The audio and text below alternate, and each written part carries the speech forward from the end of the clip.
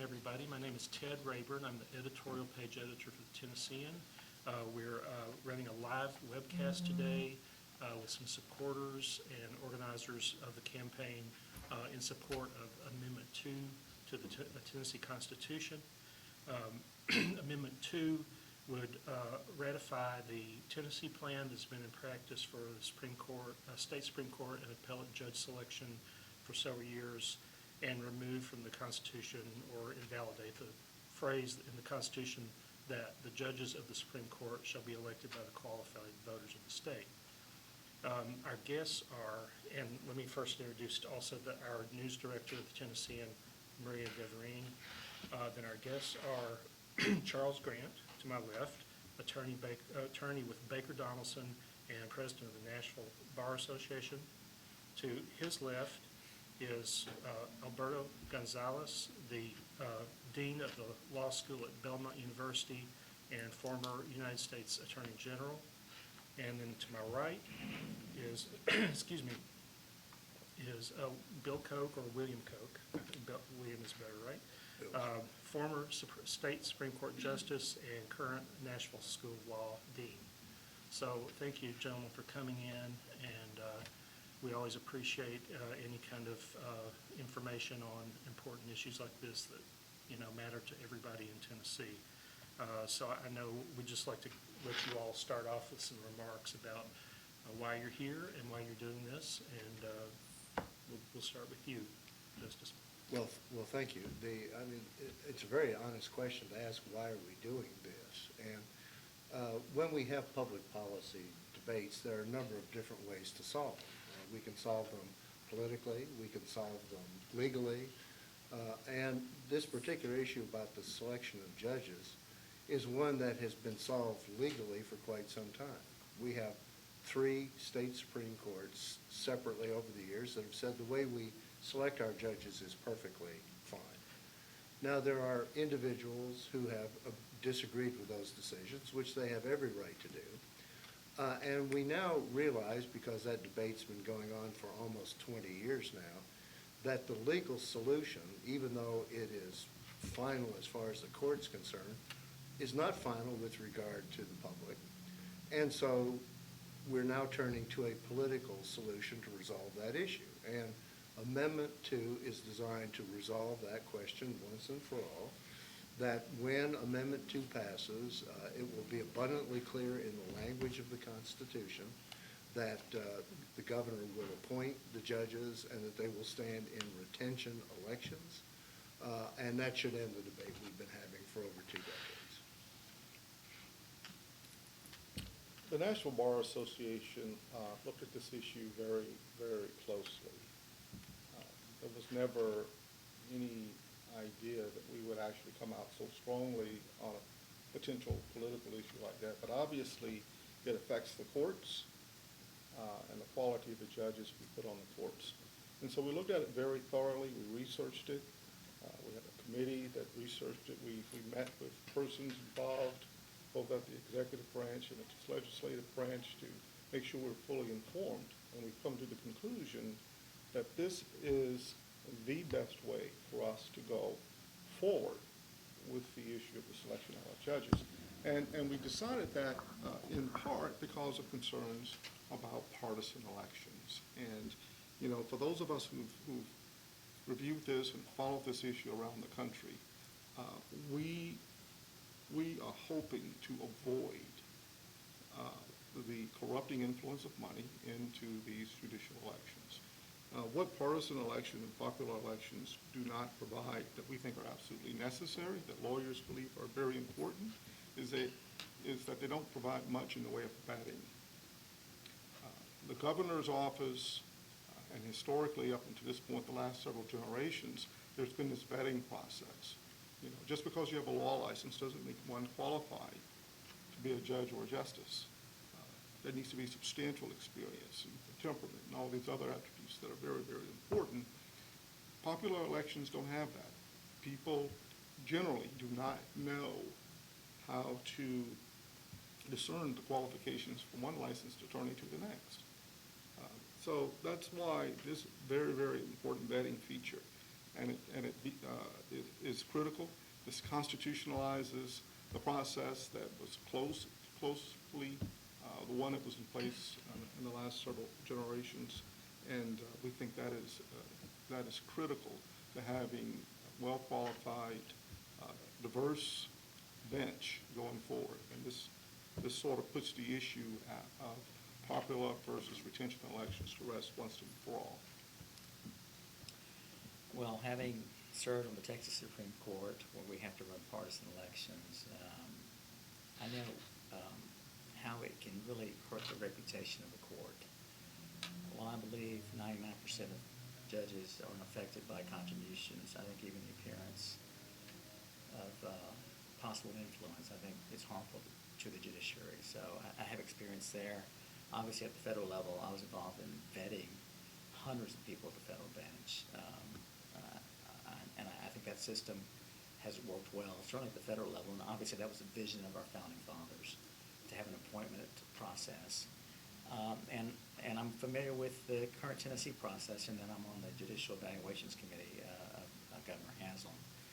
I think this amendment, while not perfect, I think is a very good solution in terms of ensuring that we have quality judges on our bench, and also ensures accountability, quite honestly.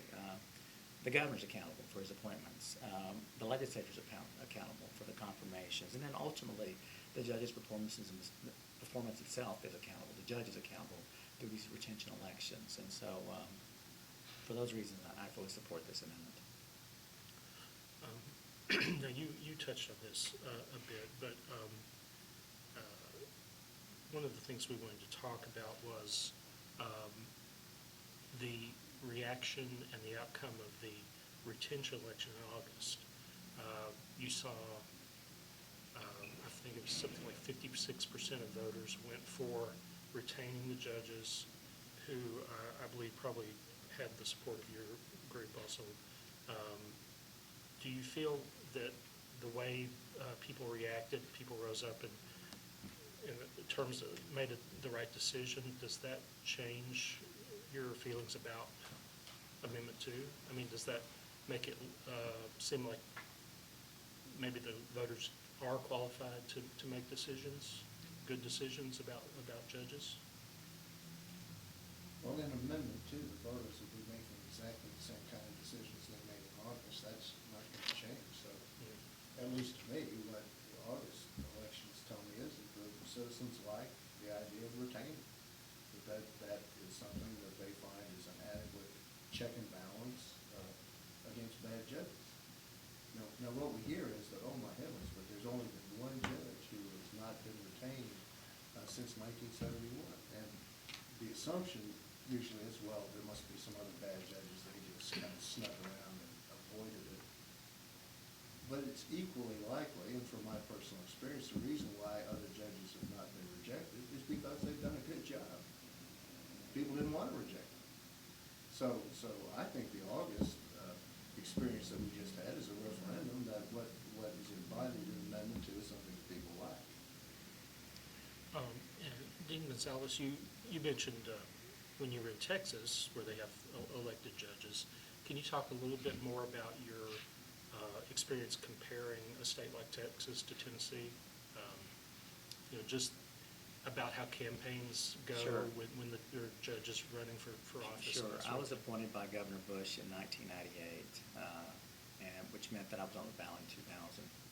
So even during that time, when I'm trying to learn how to be a judge on the Supreme Court, I'm having to go out and start campaigning. Extremely difficult to do that. Takes away my attention and time away from the work of the people, the work on behalf of the court. And of course, not surprisingly, the companies and law firms that are most interested in the judiciary are those that have business and interest in the work of the judiciary. And so, again, while I don't think that most judges are influenced in any way by campaign contributions, it just doesn't look right. And I just don't think that, judiciary, people need to have total confidence in impartiality of judiciary. And so from my perspective, it's difficult. It was difficult for me to go out and raise money. I didn't like it. I didn't like doing it. And I don't think any of my colleagues on the court liked doing it. and we would have preferred a different way if the citizens of Texas allowed us to do so. But is that really a distinction between anybody who's running for public office? I mean, There is a wouldn't that be- distinction in that, big Absolutely. distinction, because judges are not representatives of the people. And they should only be, quite honestly, in my judgment, their qualification is whether or not, I mean, how are they going to approach the job as a judge in terms of philosophy? How are they going to decide the outcome of cases? Are they a person of integrity? Do they have the qualifications by virtue of education and achievement to serve appropriately on the bench? It's much, much different than a representative or a senator, even a president, a governor, who is elected based upon policies. Judges aren't elected based upon policy, at least they shouldn't be in my judgment. Mhm. I mean, as far as a time constraint, you said that you didn't want to have to stop work as a judge to campaign. But of course, maybe making the point for you, we see candidates for public office running seemingly all the time. That's right. And So- quite frankly, I wish that weren't so. I think too much time is spent on campaigns, but that's for a different time. From my perspective, I think it's just a fundamental difference in the office between being someone who's in the executive branch or someone in the legislative branch as opposed to someone who's in the judiciary. Just fundamentally different position. It's a totally different sort of political animal when you have legislators who are running for office in the executive branch, folks running for office, and judicial candidates running for office. There are no promises that judges can or should make, except to uphold the law and abide by the Constitution of the state of Tennessee and the federal government. And so what are you looking for in terms of qualifications? Dean Gonzales spoke of, experience, achievement, but to the public at large, how do they discern those qualifications? Those who are experienced before the trial bar, who go before judges all the time, know good, seasoned judges versus those who are not. Okay, so it's paramount to us that we get the best judges that we can on the bench. I know there is a myth out there that lawyers are going to support retention no matter what, but that's not true. Lawyers support retention of excellent judges because we know how important it is that we have good judges there who are not going to be a respecter of station or parties. They're going to call it the way they see it. They're going to abide by the law and rule according to the law the way they see it, not generate any concerns that they are kowtowing to or holding to special interest. On that note, there have been comments from our readers and just in the public in general about how a judge going forward, if this should pass or not pass, would then recuse themselves if there is a conflict of interest. There've been a couple of cases, I'm not intimately familiar with them, but one was State Farm versus Hale in Illinois. The other one is a Caperton case in West Virginia. So could one of you talk a little bit about your viewpoint about how that would occur going forward with, if somebody is having to run for office with some of the campaign donations coming in, how is the public going to know if a judge should have recused themselves or not? Well, we just, the Supreme Court amended the canons of judicial ethics. About 2 years ago, we actually raised that bar. And what is it? Well, I mean, what we. The canon of judicial ethics. We require, yes, the code of judicial conduct. We require judges to recuse themselves in circumstances where there's an appearance of impropriety. Now, that's a general term. In the first instance, it's left up to that judge. But what we know now is under our current system that any party, lawyer, litigant, if he or she or it believes that the judge is biased, whether it's political contribution or anything else, they can move recusal. The judge must essentially immediately act on it one way or the other. There is an immediate appeal of that decision to appellate courts who can decide whether the judge's decision is correct or not. And so we have we have a system in place that will enable speedy and definitive decisions about bias. But what Judge Gonzales, the point he was making is that the average citizen, the voters, believe that money buys access.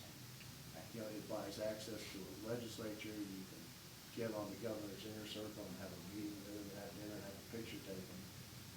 Well, they assume that money could buy access to a judge.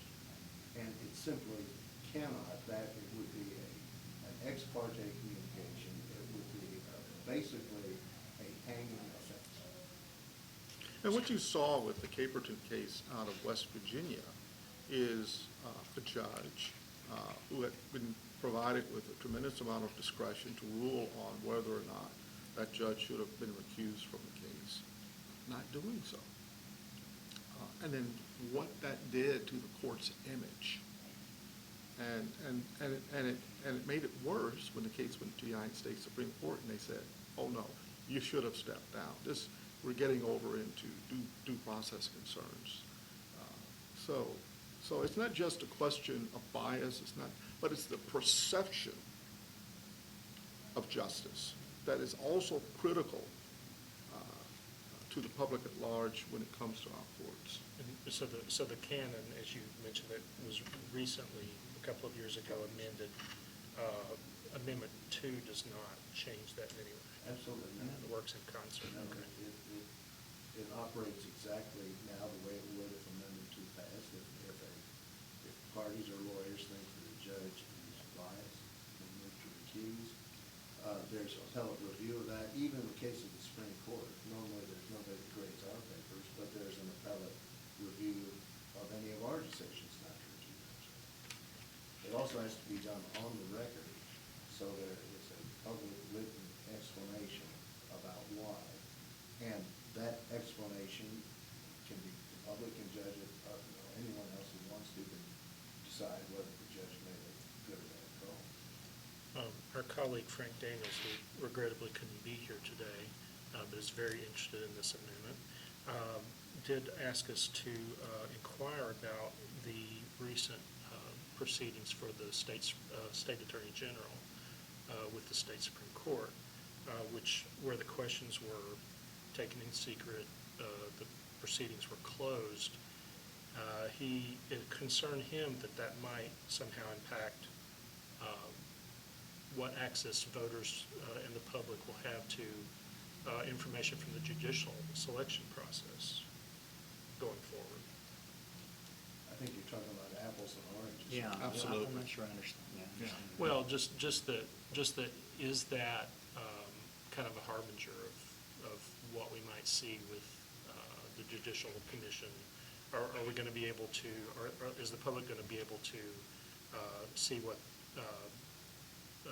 judicial candidates are, what the questions are, what they'll be seeing, what they'll be asking them, that sort of thing, the Well, vetting, as you said. And I certainly can't speak for my colleagues, I was not directly involved in that selection, but the arc of this policy points toward transparency. I think the Supreme Court understands that, the governor's office understands that, the legislature certainly understands that.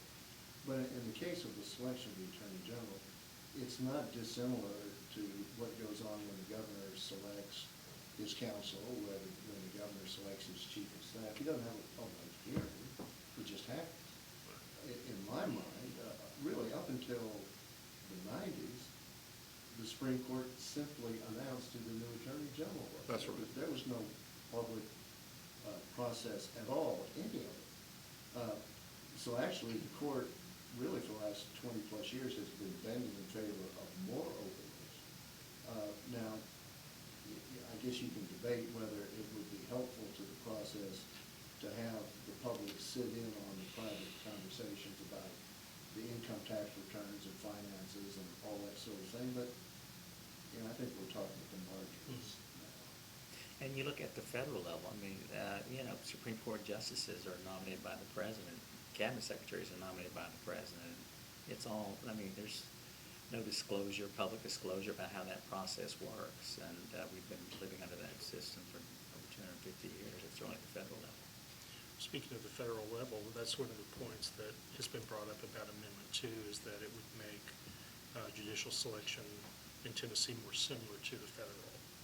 Well, it's got one great improvement, let me just say this. Yeah, let's hear about that. And that is that the Senate, the legislature has to take action within a certain period of time. One of the most frustrating things at the federal level is for the president to do his job and nominate someone, and that person not get a hearing and not get a floor vote within a specific period of time. So in that sense, this amendment really is head and shoulders over what we're doing, what occurs at the federal level. Maybe something they could look at, too. I wish that were true. You could write an op-ed for us that makes that argument, and we'll send it along to the White House. So, well, can you tell us now about, and I know that you're not everyone who's involved in the process pushing this amendment forward, but about the kind of money that's been spent on the effort, and who is really, who's really backing it. I mean, obviously, there's large public support for it as well, but is there a large amount of money spent, or do you feel like you're having to fight money from the other side in this? Have you seen anything in terms of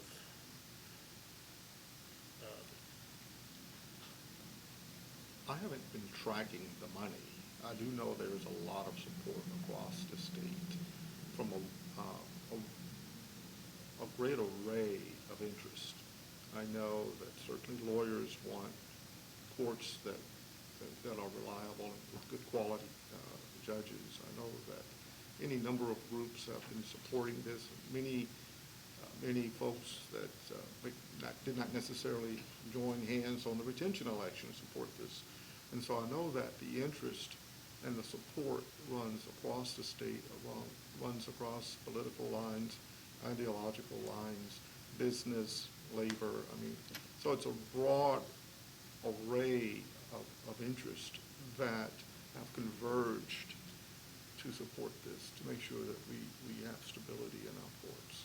Well, in fact, you included today a list of some of the organizations that support, and I won't read them all, obviously, but just some of the bar associations across the state, Chambers of Commerce, League of Women Voters, and the NAACP of Tennessee are all in support. And so it's less about maybe this time than it was in the retention election about the amount of money. Is that your estimation? That's not a big factor? I haven't seen any disclosures. I have no idea. The people you see sitting here today are all here on their own dime. Right. Most of the people And we speaking appreciate in that. favor of that were not salaried spokesmen for this. Now, what happened months ago was that Governor Bryce and Governor Haslam called together a statewide group of influential persons and said, we really think this is important. We hope you'll fund it, and some of them stepped up, some of them didn't. But, we're not in the same sense where we're in the disclosure race for who's raised as much money and what level. Does that money indicate the public support is? I think the list showing that broad range of support is indicative of the view that this is a good governance issue in terms of the people of Tennessee. Well, it's definitely a broad group, as you say, bipartisan for the most part. So. Can you illuminate for our viewers, if this does not pass, what happens? Well, that's a $64,000. It is. It is. I was hoping one of you had the Well, answer. there is no answer. There's some probabilities. And one probability is that if Amendment 2 does not pass, a group of Tennesseans will take the position that vote reflects the public's dissatisfaction with merit selection. And so they will use that as the mandate to go back to the legislature and sweep away merit selection and put in their preferable way of selection, which would be partisan political elections. Now, I don't think you can read the tea leaves that way, and we can get into the weeds about how the voting in this constitutional thing works and how a majority can still approve it and it will pass.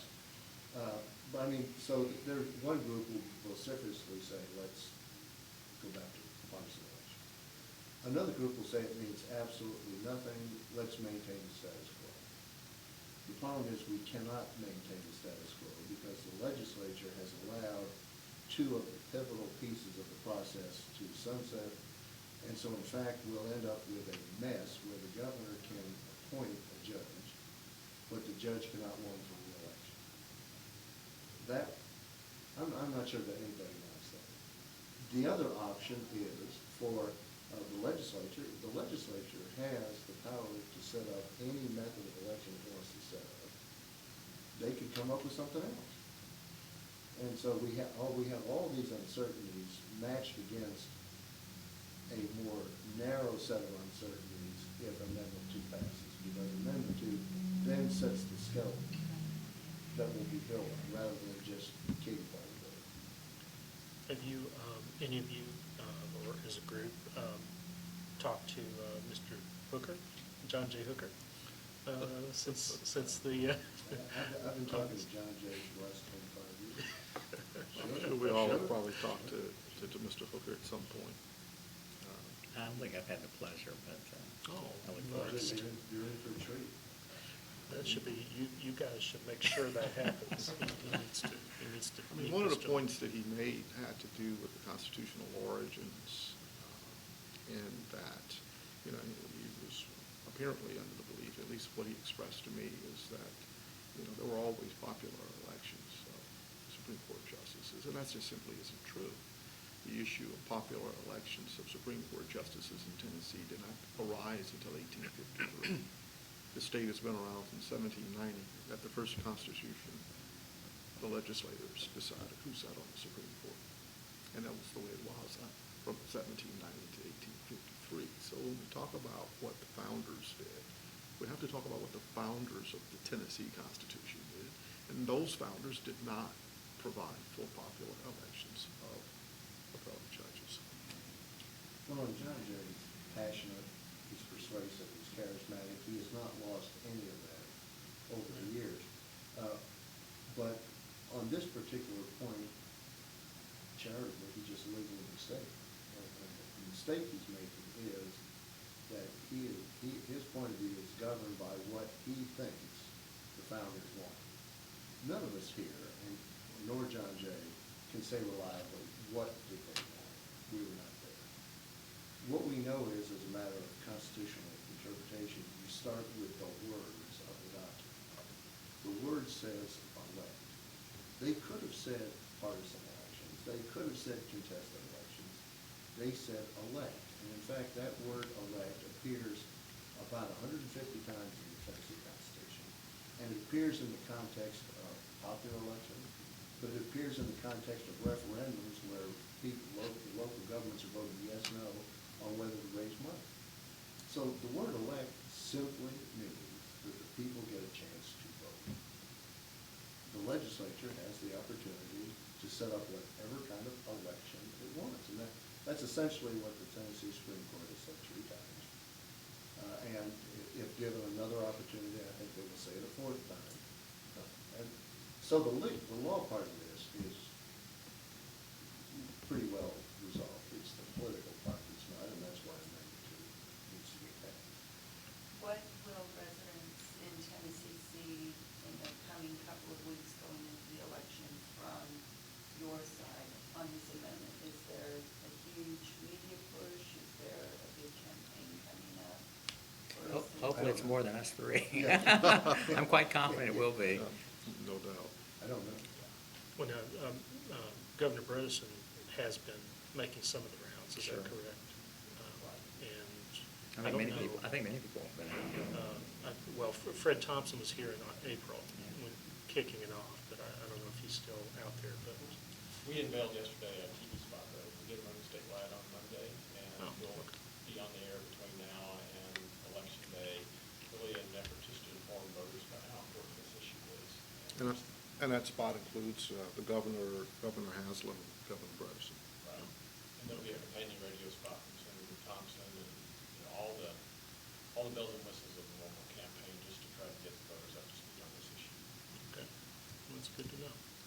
Well, all right, anything else you want to say about, to our readers while you have them?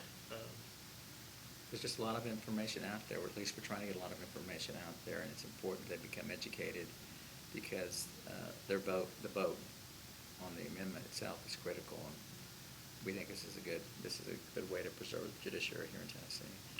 Well, thank you, gentlemen, and I'll echo that as well.